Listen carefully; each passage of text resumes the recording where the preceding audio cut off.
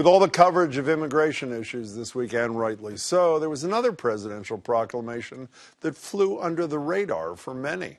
I'm hereby directing the Department of Defense and Pentagon to immediately begin the process necessary to establish a Space Force as the sixth branch of the armed forces. That's a big statement.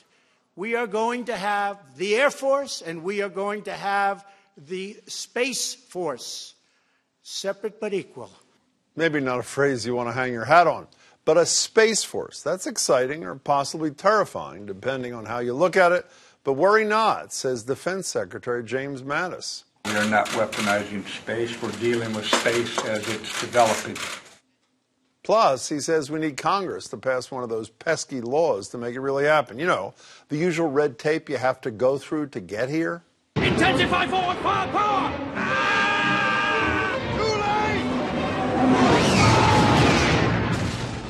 So will the Space Force be with us? Apologies. I'm joined by veteran space reporter, Sky and Telescope's Kelly Beatty, who hopefully has some answers. Kelly, it's great to see you. My pleasure. I kid you not, as that old saying goes. As soon as I heard about the sixth branch of the military, who did I think of? You. And while I heard some people ridicule it on late night television, I said maybe there's something there for people like Kelly. Is there? Yeah, it's not a totally wacky idea. I mean, the Air Force has been in charge of 90% of our space activities, except for the really dark projects.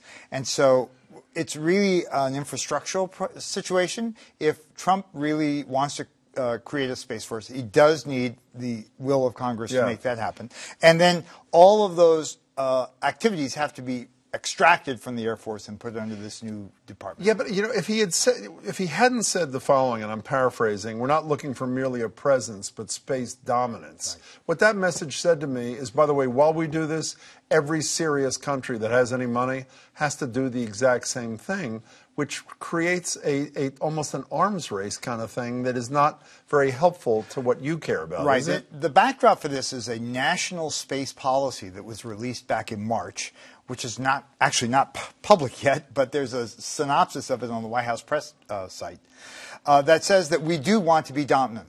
The president wants to be dominant. He wants other countries to be, you know, a bended knee before us in space. And it's a little tricky because there are UN policies that prevent us from, say, having weapons in space. Wait, wasn't there some international agreement entered into like roughly 50 years ago with a bunch of countries? It doesn't mean you can't have a defensive presence in space, but you just can't have weapons. So the point is, you know, if you look back at Trump since his inauguration, his first days in office, he has been a big proponent of NASA, of the space program. And if you think about it from the standpoint of making America great again, much as Kennedy did, space is the ultimate high ground. Well, that's what excites you. And speaking of that, on Monday, while he did talk about the Space Force again, he also threw in something else that I'm sure excited you. Here's the president. We're going to have the Space Force. This time we will do more than plant our flag and leave our footprints. We will establish a long-term presence, expand our economy, and build the foundation for an eventual mission to Mars, which is actually going to happen very quickly. Well, I'm not sure it's going to happen very quickly. You can contradict me if you choose, but I guess that's the plus, is when he focuses on things like this, even if it's only in passing. He only dedicated about a minute and a half in the speech to the Space Force and related things. The rest was a lot of immigration, that sort of thing. That helps your cause, does it not? Because it elevates the issue. Of course it does. And of course, you know, he's not the first president to have aspirational space goals. He wants to go back to the moon and build a space station around the moon as the platform for shaking down the needs for going to Mars. But that won't happen until 2023, 2024. And the thing is, he has to propose money to make this happen, and Congress has to buy into it. You know, I want to talk about something that is more immediate to me, meteor protection. I actually worry about meteors. So the White House Office of Science and Technical Policy approved increased or improved detection of near-Earth Asteroids. When I hear about this the other day, I looked this up. You knew this, I didn't. 100 tons of asteroid and comet debris slams into Earth's atmosphere every single day. Look, what are you smiling about? It's 100 tons. It's a great thing we have an atmosphere, right? Because virtually none of it penetrates beyond that, right? That's right. So how serious is the threat, and how important is it that we improve our detection of these near-Earth things? Right. So big things make bigger holes than small ones do. I knew that. Yeah, small things are more common and harder to detect.